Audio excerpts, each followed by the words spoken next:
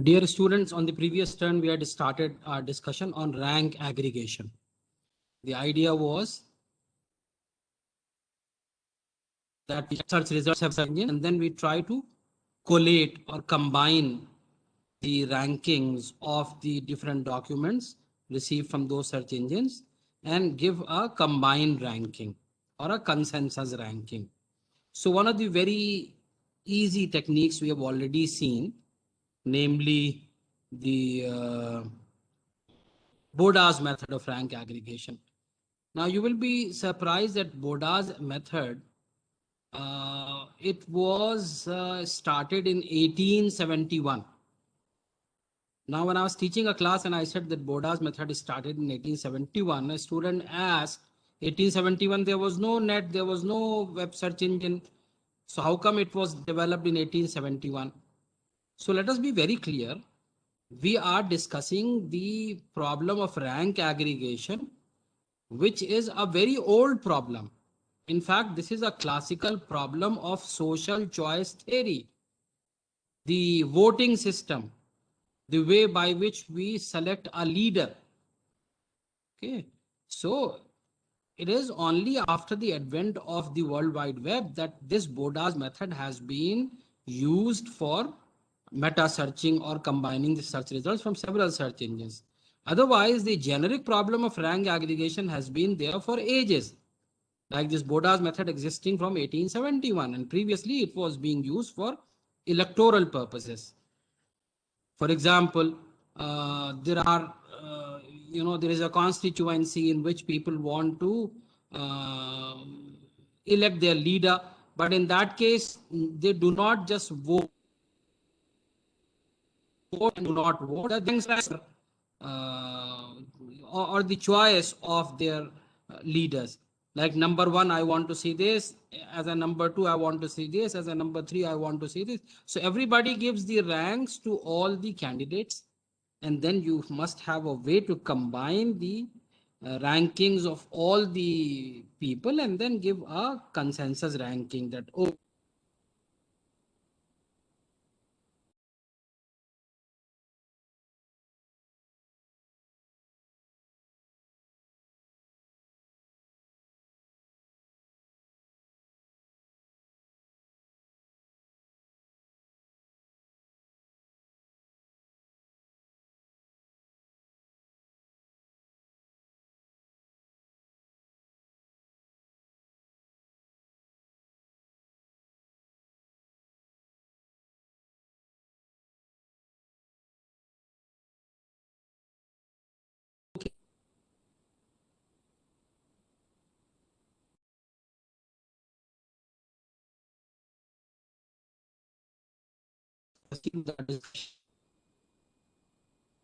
and then I'll tell you that.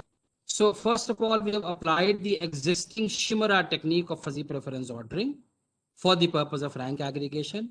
And then we have proposed two new techniques, membership function ordering and mean by variance. And after that, we have tried to modify this Shimura technique using the linguistic ordered weighted averaging. And then we have seen how can we proceed in this direction. So let us take them one by one. Shimura technique of fuzzy ordering, what is this and how do we adopt it? This is well suited for non-transitive rankings. I hope you all of you know what is transitive or non-transitive relation, right? If A relates to B and B relates to C, then a transitive relation is the one in which A should necessarily relate to C. A non-transitive is the one which doesn't follow this transitive rule, right? So all such non-transitive rankings, the Shimura technique of fuzzy ordering is well suited, right? So our relativity function is taken to be the membership of preferring xi over xj. Fxi over xj is fxj upon max of fxj and fxi xj. I'll explain what does it all mean. Where fxj is k belonging to the interval 1 and n, and lkxi is less than lkxj divided by the total number of n, and ci is finally taking the min of the entire row. A descending sort on C is carried out. The sequence of I is thus obtained, gives the aggregated ranking. So this is the definition. Let us now take an example to see how is it going. Suppose these are the three lists, L1, L2, L3, that I want to combine using the Shimura technique. So first of all, I'll try to get this relativity function. Okay. So what I do, this is a square matrix, and this is the membership value of preferring I over I. And this is I over J, any generic value. So obviously we are assuming that all the diagonal elements are 1. Right? The fuzzy preference of the fuzzy relationship or fuzzy membership of preferring a document over itself, we are assuming it to be 1. Now, what is the fuzzy membership of preferring document 1 over 2? How do I find that out? I'll see how many places in these lists is 1 preferred over 2. Over here, 1 is not preferred over 2. Not over 2. Over here, 1 is not preferred over 2. That means in all 3 cases, 1 is lying after 2. So that is why this is a 0 here. Correspondingly, preferring 2 over 1 would be 1, because in all 3 instances, 2 is coming ahead of 1. Now 1 over 3, we see no, no, yes. 1 is preferred over 3. So that is why it is 1 by 3 or 0.33. Correspondingly, 3, 1 will be 0.67 or 2 by 3.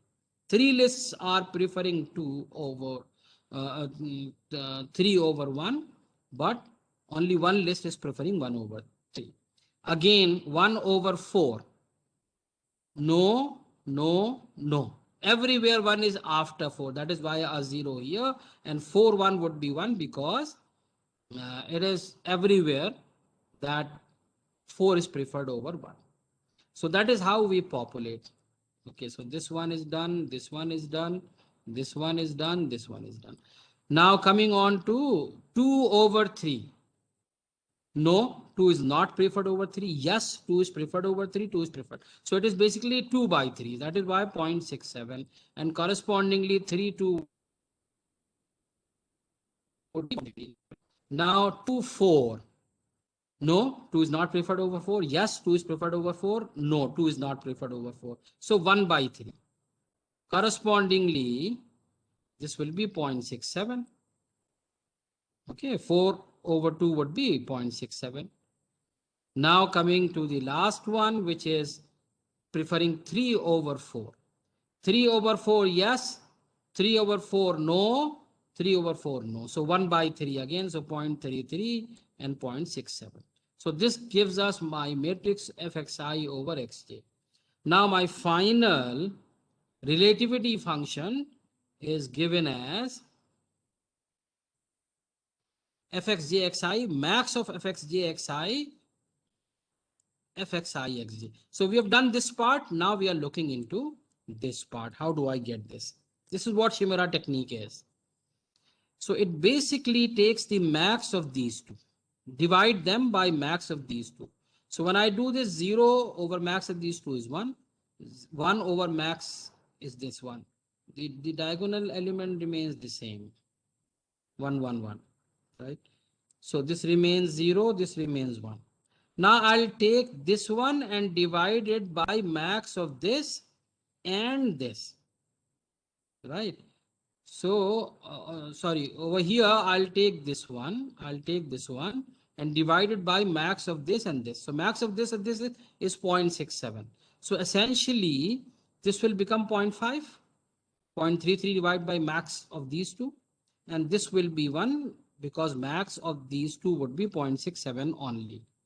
Right? Correspondingly, this will be 0 anyway, so this will be 1. Coming over here, now max of this and this one. So I see that max of this and this is 0.67 in both the cases. So that is why you see a 1 here. Just hold on. And this is 2, 3, and 3, 2. Okay, so it has to be max of these two, sorry. Right, xi, xj. So max of this and this. So max of this is 0.67 and max of these two is 0.67 again. So 1 and 0.5, these two. So likewise, I do a max of all these values and their jith component. Okay, you can check all of them for yourself. Now, as a last step, if you go here, I have to do a min of the entire row. I have to do a min of the entire row. So when I do a min of the entire row, over here, this is 0. Over here, min of this entire row is 0.5, min of this entire row is 0.5, and min of this entire row is 1. Now, a descending sort on CI gives the aggregated rank as either 4321 or 4231 because there is a tie in between these two. So either 4321 or 4231. So I can write 4 is preferred over 2, which is approximately equal to 3, and this is preferred over 1. And that makes sense also. You see that in most of the places 4 is ahead. Here it is first place, second place. That is why 4 in the aggregated list. Now, if we have a look at 2 and 3, it's like a mixed thing. It's like a thing. That is why they are tied up. 1 is everywhere coming towards the end, right? 1 is coming towards the end, right? So that is why 1 is in the end. Okay, so that is how I can say that we have applied Shimura technique to find out the to carry out the rank aggregation using Shimura technique of fuzzy preference ordering. Okay, so after having seen how do we adopt the Shimura technique of fuzzy preference ordering for carrying out rank aggregation, let us see a very useful result before we can proceed any further. Okay, and that result is like this. The descending order sort on the Boda score is equivalent to the ascending order sort on the mean position of the documents. Let us see, it is very interesting. Suppose a document J appears at the I1, I2, and so on INth location in the results of n search engine, right? For example, I'm talking about third document. So third document appears at position 5, position 2, so on, and in the last nth list at position, say 7, right? So a document J appears at the I1th, I2th, and so on up till INth locations in the results of n search engines. Let there be m documents in all, right? A total of, so J will vary from 1 to m, right? So I'll say that the universal set, the cardinality of the universal set is m. Now, what will be the Boda score for this jth document? It will be m minus I1 because it is appearing at the I1th location and there are m documents in all. So it will be m minus 1. For example, there are 10 documents and it is appearing at the third position. So basically, how many documents are below it? 10 minus 3, which is 7. Right?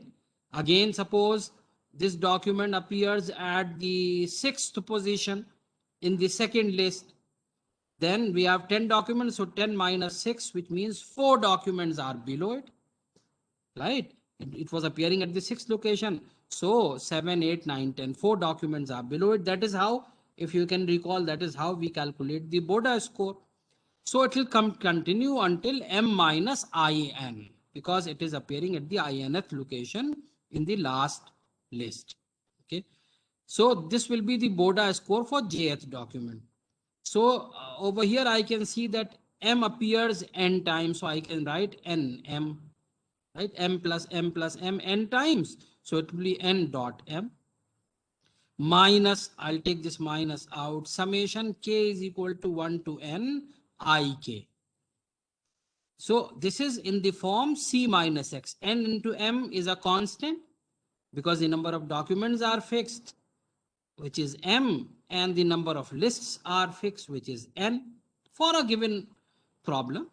So I'm assuming that this is C, and I'm assuming that this is a variable X, where C is equal to N dot M is a constant, and let X be K is equal to 1 to N I K, right? So that I can write that Boda score is C minus X. Now, mean score of the same document MJ will be I1 plus I2, so on up till IN divided by N. So what is this again? This is nothing but summation I is equal to, or K is equal to 1 to N IK. So I can write that this is X because I already assumed. See, this and this is the same. And this is N. So we can plot Bj and Mj. Bj is the Boda score for jth document, and Mj is the mean score for the same jth document. I can plot them against X as follows. So this is my x-axis, and my y-axis may either be Bj, Mj. So I can see that this is a line which is having a negative slope. So that is how I can show the Boda score of the jth document where C intercept. Since the slope is 1, so it will cut on C on both X and Y axis. Whereas MJ will be having a positive slope, and it passes through the origin.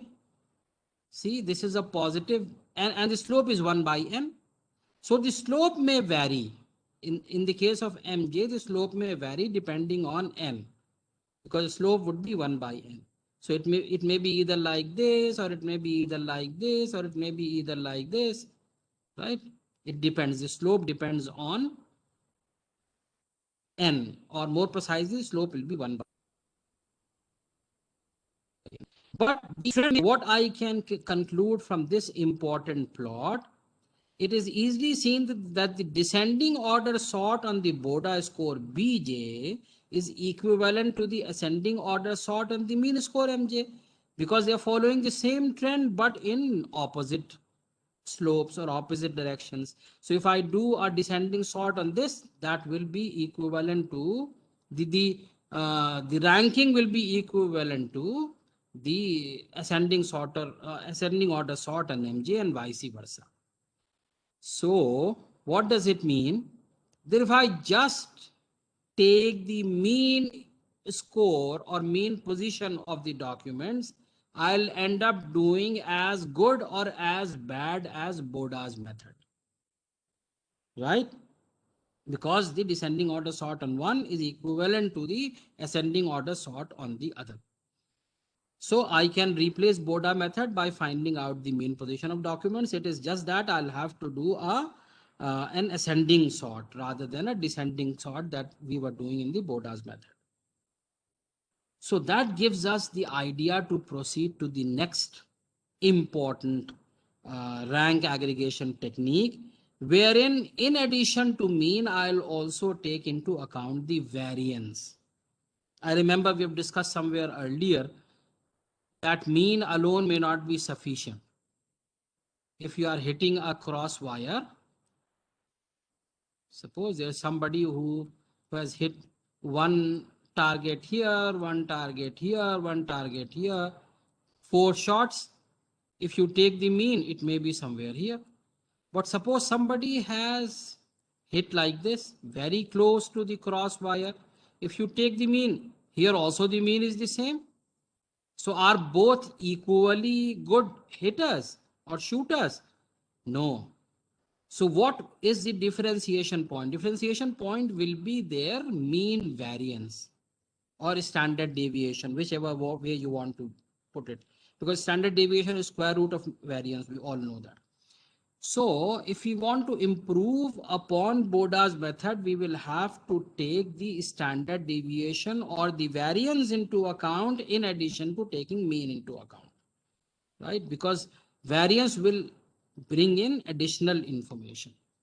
So with that lemma in our lesson, we are moving to technique of Dubois and Parade, the two scientists. As the consideration of the mean position alone gives a performance as good as that of the Boda's method, This motivates us to take the variance of the document positions also into account. With the mean xdi bar and variance sigma di square, bar square of the position of documents di, a Gaussian membership function is obtained. Membership value of x is 1 upon, this is the expression for Gaussian membership function. The truth value of the assertion that the document di occurs before dj is given as truth value, fuzzy truth value of di over dj is max and min of mu d of x with y, right? Again, let us take an example and then things will be more clear.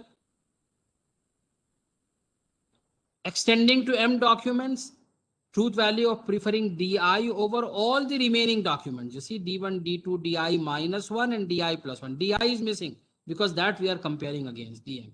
Is the truth value of di over d1 and truth value of di over d2 and di over di minus 1 and di plus 1 and di over dm. So basically finding out the membership value or truth value of preferring di over all the remaining documents using this and this and this and this. So let us take an example. I can see that there is some overlap. So let me try correcting. Okay, so I've got it corrected. So let us take an example. Suppose three lists are given. L1 is equal to 3421, L2 is equal to 2431, and L3 is equal to 4213. I want to get an aggregated list using Dubois and Parade method out of these three given candidate lists. So first of all, mean position of documents. What is the mean position of document 1? We see fourth position, and third position. So 4 plus 4 plus 3 divided by 3, 3.67. This is 3 for document 2, 3 plus 1 plus 2 divided by 3. So 3 plus 1 will be 4 plus 2 is 6 divided by 3 will be 2. So x2 is this 2. Likewise, mean position of third document will be 1 plus 3 plus 4 divided by 3. So 1 plus 3, 4 and plus 3, 7 divided by 3. Sorry, what 1 plus 3 will be 4 plus 4, 8. 8 divided by 3 will be 2.67. Good. And 4 will be 3. Sorry, 2 plus 2, which is 4 plus 1 is 5. 5 divided by 3 will be 1.67. So these are the mean position of documents. The variances correspondingly for sigma 1 square, we see it is at the fourth position. So 4 minus mean square. Mean we have already found out 3.67, right? For this one, it and over here it is again 4 minus mean. Over here it is 3 minus mean whole square divided by 3. It will be 0.22. Likewise, the variance of the second document, it will be 3 minus its mean, which is 2 square, plus 1 minus 2 square, plus 2 minus 2 square divided by 3. So likewise, you will find out the variance of the position of documents in these three lists.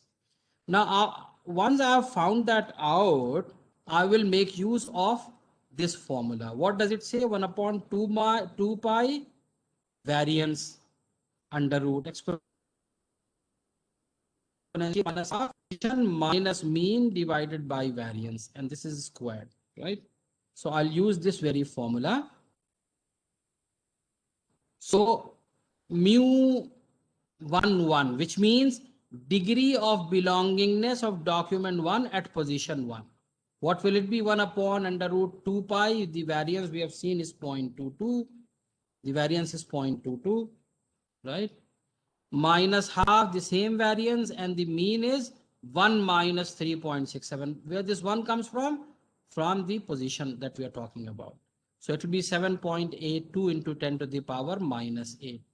Likewise, membership value of document 1 for position 2, member document 1 for position 3. Membership value, which means degree of belongingness of document 1 at fourth position. So you see very clearly that the degree of belongingness of document 1 at position 1 is very low because it is always away from 1. But as we keep moving towards fourth position, its degree of belonging is at 0.664. So using what is called Zadeh notation, I can write the distribution, the membership distribution of document 1 as 7.82 into 10 to the power minus 8 at position 1 plus 1.5 into 10 to the power minus 3 at position 2 plus 0.31 at position 3 and 0.664 at 4. Likewise, I can find out the membership distribution of document 2. So when I do that, I can see that at first position, its membership value is 0.231. At second position in the aggregated list, it is 0.48. At third position, it is 0.231. At fourth position, it is 0.025. Now, what is the truth value of or membership value of preferring 1 over document 2? So that is max of min of 7.82, this one, and 0.231 only. And then min of this and this, min of this and this. Right? That is how the formula of Dubois and Parade goes. And then min of 0.31 with 0.231, 0.31 with 0.48, and 0.31 with 0.231. Right? And then min of 0.664 with all of them, which is 0.231, 0.48, 0.231, 0.025. So if you evaluate this entire thing, it comes out to be 0.48. So we will say that the membership value of preferring 1 over 2 is 0.48. Preferring 1 over 2 is See, at most of the places 1 and 2 are very close. 1 and 2 are very close. Over here it is a bit away. And 1 is always after 2. So that is why the membership value is in the lower half, less than 0.5, which means 1 is not preferred over 2. Okay, if you should try to defuzzify it. So likewise, I can find out, and I leave it to you to find out, what is the truth value of 1 over 3 is 0.31, 1 over 4 is 0.664. Now, what is the truth value of membership value of preferring 1 over 2, 3, 4? That is 0.48 and 0.31 and 0.664, which is the truth value preferring of 1 over 2, 1 over 3, and 1 over 4, right? Okay. So this way I can find out truth value of preferring 2 over 134 over the remaining.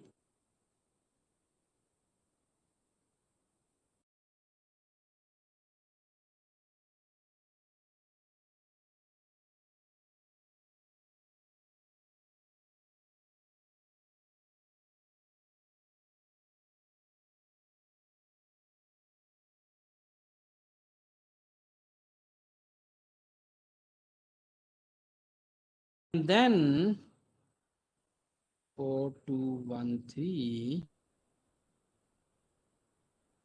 Yes. So this is the maximum that we get.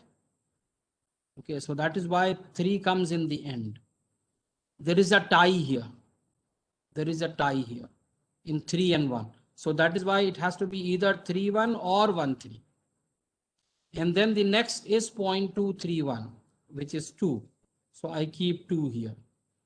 And 4 comes at last. So that is why it is here. Now, Dubois and Parade not only takes too long to compute, but also gives poor results. Okay. So we need to do an improvisation. We will see later when we will see the table that Dubois and Parade is not performing well at all. Firstly, because it is a brute force method. You see so many combinations I have to check. So it takes too long and it doesn't give me better results either. doesn't give me better results. Okay, so it is better to abandon this method, but we have to take lessons in order to improve. So an improvisation is what we will see on the next turn. So let us stop here. We will continue from here on the next turn. Thank you very much.